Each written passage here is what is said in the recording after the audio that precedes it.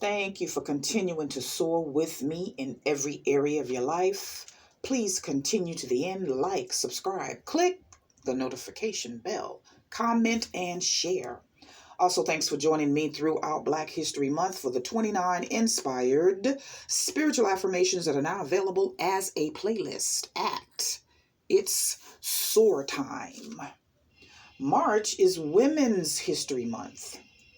Women, on this special occasion and for each and every day, good health, joy, and happiness be showered on you and your loved ones. For this, I kneel to pray.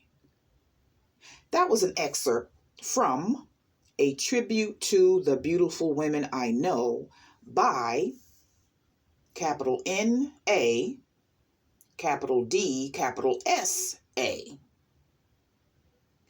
This recording is my invitation for women in general, but specifically for women survivors of narcissistic abuse, suffered in intimate, romantic, or marital so-called relationships, to join me every day throughout March for very special reminders about the great power, value, and sacredness of women.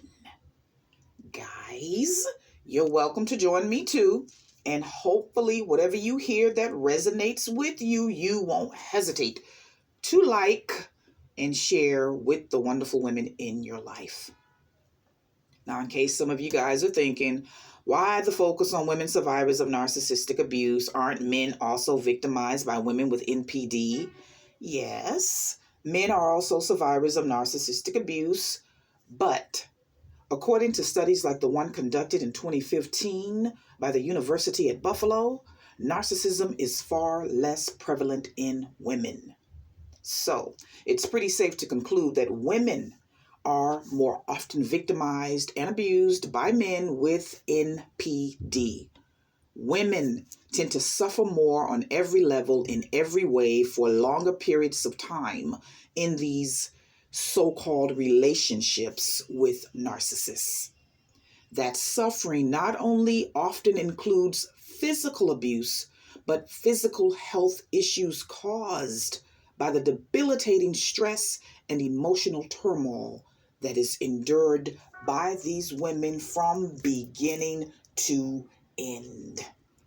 Sadly, the self-image, self-esteem, self-worth, and self-love in many of these women are usually very seriously damaged, if not completely destroyed, by the narcissist who once controlled, or might still be controlling, their lives. I was one of the fortunate ones in that my experience with someone whom I believe is a narcissist or who has narcissistic traits lasted less than 3 weeks. So the damage compared to many women is very minimal. Nevertheless, I was damaged, enough so that nearly 3 months later, I am still recovering from the mental, emotional, and spiritual attack that I suffered, being the hyper empath that I am, by this individual who insanely thought he could basically enslave me. Sadly, some people think empathy is synonymous with stupidity. An empath I am. A hyper empath, again, that's what I am.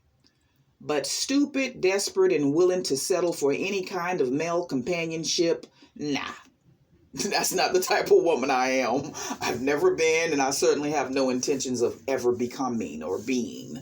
So my hope, my goal throughout Women's History Month is to help, inspire, motivate, encourage, empower, convince, and remind women in general, and men too, but especially women survivors of narcissistic abuse, that despite how they were treated, despite how they allowed themselves to be treated, we are, as women, truly powerful, valuable, and sacred beings who should be learning every day more and more and more how to value, honor, respect, and love ourselves, while insisting that any and every romantic interest or love interest does the same. If you don't want to miss any of those uploads for Women's History Month, please subscribe and click the notification bell. Thanks for listening to the end, liking and subscribing. Peace, peace, peace.